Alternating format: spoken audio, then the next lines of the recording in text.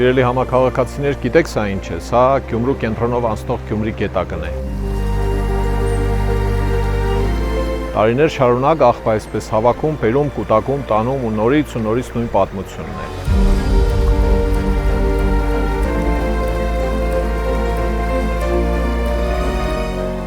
Եվրատաշինքը այս խնդրի լուծումն ունի։ Գյումրիով անցնող բոլոր գետակները պիտի ունենան կոլեկտորներ, որոնք պիտի աղբը կոյուղաճրերը հավաքեն տանեն, իսկ գետակները մնան մաքուր։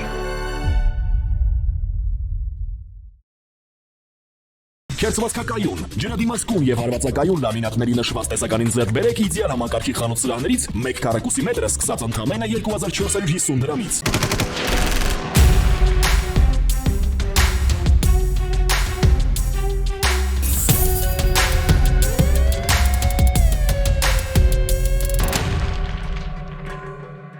Դատախազությունը զինված ուժերի գլխավոր շտաբի նախկին պետ Մովսես Հակոբյանի եւ Պաշտպանության նախարարության մեկ այլ նախկին պաշտոնյա Արմեն Հարությունյանի դեմ հայցադիմում է ներկայացրել դատարան եւ պահանջում է որպես ոչ օրինաչափ վարքագծի արդյունքում պետությանը պատճառված վնասի հատուցում հօգուտ Հայաստանի Հանրապետության 4 միլիարդ 370 միլիոն 985 հազար դրամ բռնագանձելու մասին։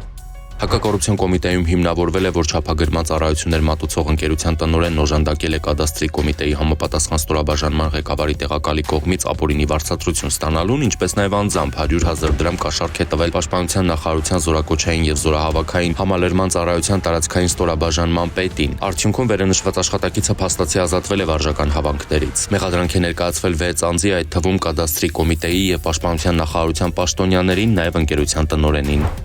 Քննչական կոմիտեում փաստական տվյալներ են ձեռք բերվել այն մասին, որ Երևանի դպրոցներից մեկի ուսուցիչը պարբերաբար սեքսուալ բնույթի գործողություններ է կատարել նույն դպրոցի 2 աշակերտուհու նկատմամբ, ԱԾ-ի նկատմամբ հարուցվել է հանրային քրեական հետապնդում, վերջինիս նկատմամբ որպես խափանման միջոց է կիրառվել կալանքը։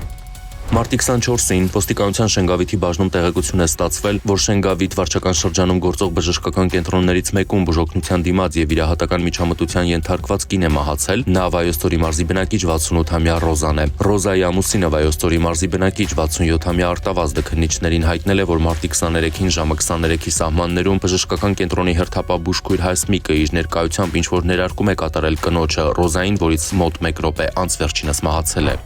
Մարտի 21-ին Զվարթնոց օդանավակայանի բաժնում տեղեկություն է ստացվել, որ թալանել են Լոս Անջելես, Վարշավա, Երևան չվերթով Հայաստան ժամանող քաղաքացուն։ Ոստիկանության Զվարթնոց օդանավակայանի բաժնի ծառայողներին Երևանի բնակիչ 59-ամյա Արմենը հայտնել է, որ ժամանելուց հետո մինչ ինքնաթիռից իջնելը հայտնաբերել է, որ իր պայուսակից գողացել են 9500 ԱՄՆ դոլար։ Մարտի 23-ին ոստիկանության կենտրոնական բաժնում տեղեկություն է ստացվել, որ Ոսկու աշխարհ առևտրի կենտրոնում ոսկյա զարդերի գողության դեպք է տեղի ունեցել։ Օգտվելով աշխատակցուհու Արմավիրի մարզի բնակիչ 25-ամյա Սերենայան ուշադրությունից գաղտնի հափշտակել են ոսկյա զարդեր։ Պարզվել է, որ նշված արարքը կատարել է Վայոց ձորի մարզի բնակիչ 30-ամյա Մարիամը։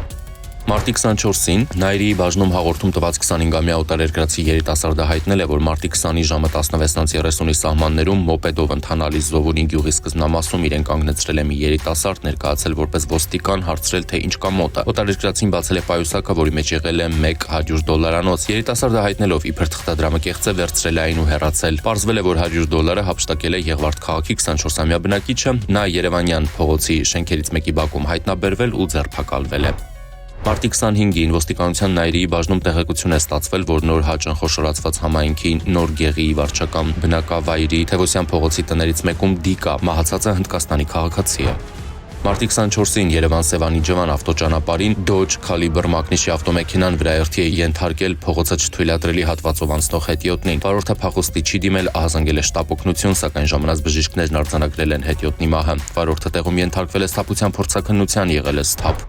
Մարտի 25-ին տեղեկություններ են ստացվել, որ Մեղրի Նռնաձոր ավտոճանապարհին ՈՒԱԶ մակնիշի ավտոմեքենան դուրս է եկել երթևեկելի գոտուց եւ մոտ 40 մետր գլորվել ձորը։ Հիվանդանոց է տեղափոխվել Ռուսաստանի քաղաքացի 22-ամյա Իկն։ Պարզվել է նաեւ, որ տեղում մահացել է Ռուսաստանի քաղաքացի 30-ամյա Ռ-ան։ Մարտի 24-ին Երևանի Արցախի պողոտայում բախվել են Nissan Teana մակնիշի ավտոմեքենան ու մոպեդը, ինչի հետևանքով վերջինը կողաշրջվել է։ Մոպեդավարը տեղափոխվել է հիվանդանոց։ Մարտի 25-ին Մասիս քաղաքի Հանրապետության եւ 7-րդ փողոցների խաչմերուկում բախվել են Արարատի մարզի բնակիչներ 27-ամյա Վանուշի վարած Մասիս բժշկական կենտրոնի շտապօգնության ավտոմեքենան ու 56-ամյա Վահրամի վարած Opel Zafira մակնիշի ավտոմեքենան։ Շտապօգնության ու ավտոմեքենայի բուժքույրը տեղափոխվել է հիվանդանոց։ Մարտի 25-ին Արտաշատի խճուղում բախվել են Արագածոտնի մարզի բնակիչ 47-ամյա Արմենի վարած Մերսեդես եւ Երևանի բնակիչ 12-ամյա ԱՀ-ի վարած էլեկտրական ինքնագլորը։ Վթարի հետևանքով ԱՀ-ն տեղափոխվել է հիվանդանոց։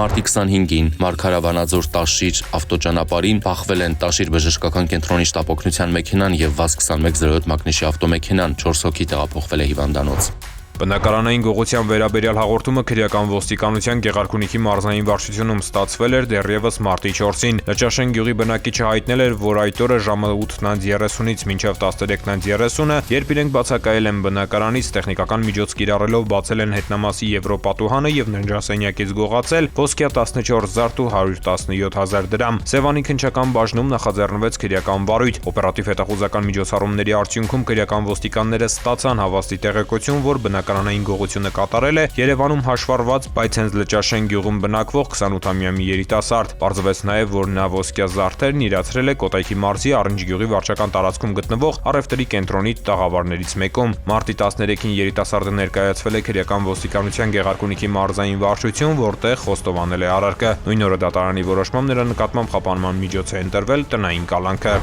Տեսագրությունում պատկերված անձը որոնվում է նախաձեռնված քրեական վարույթի շրջանակում նրա ինքնության կամ գտնվելու վայրի վերաբերյալ տեղեկություններ ունեցողներին խնդրում ենք դիմել համայնքային ոստիկանության Էրեբունու կամ մոտակա բաժին կամ զանգահարել 102, տեղեկություն հայտնող անձի գաղտնիությունը երաշխավորվում է։